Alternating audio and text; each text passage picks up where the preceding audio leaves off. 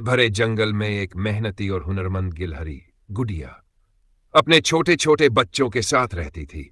उसका सपना था कि एक दिन वह अपना समोसे वाला ठेला लगाए, जहां पूरे जंगल के जानवर आकर उसके हाथ के बने गर्मा गर्म समोसे खाएं। लेकिन यह सपना पूरा करना आसान नहीं था। गुड़िया के पास पैसे नहीं थे और बिना पैसे के ठेला लगाना मुश्किल था। उसने ठान लिया कि मेहनत करके पैसे जोड़ेगी और अपने सपने को हकीकत बनाएगी। जम्मू भेड़िए की दुकान, बेईमानी की हद। गुड़िया ने जंगल की सबसे मशहूर चाट और समोसे की दुकान, जम्मू भेड़िए के ढाबे। लेकिन जम्मू, अरे वो तो बड़ा ही लालची निकला। गुड़िया, जल्दी से आलू छीलो, मसाले मिलाओ और समोसे तलो, ग्राहक इंतजार कर रहे हैं।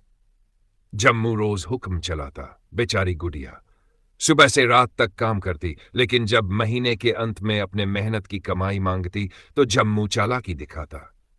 अभी दुकान में घाटा चल रहा है, अगले महीने दूंगा, जम्मू कहकर बात को टाल देता। गुड़िया का खून खौल जाता, लेकिन वह अपने बच्चों का चेहरा देखकर चुप रह जाती।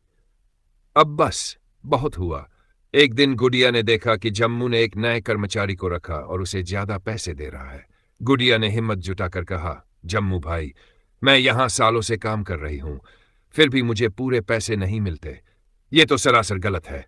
जम्मू तुनकर बोला, अरे ज्यादा पैसे चाहिए तो यहां से निकल जाओ। बस अब तो गुड़िया का गुस्सा 7वें आसमान पर था। उसने ठान लिया कि अब वह किसी के लिए नहीं, बल्कि खुद के लिए काम करेगी।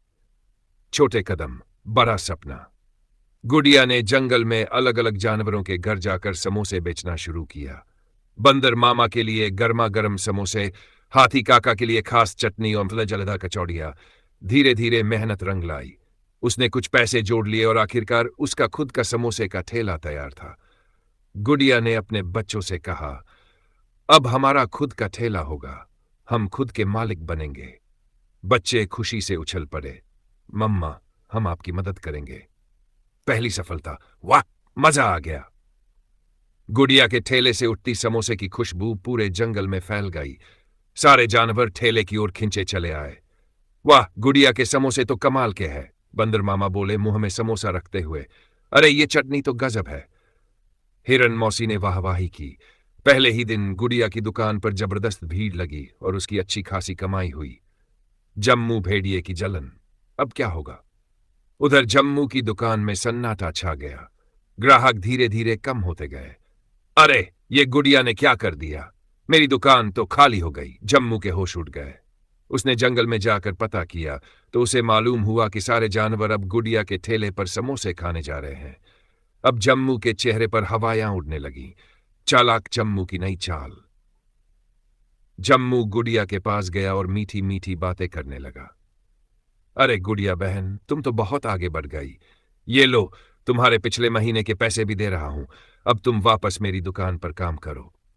लेकिन अब गुड़िया पहले जैसी सीधी सादी नहीं थी। उसने आत्मविश्वास से कहा, नहीं जम्मू भाई, अब मैं किसी और के लिए काम नहीं करूंगी।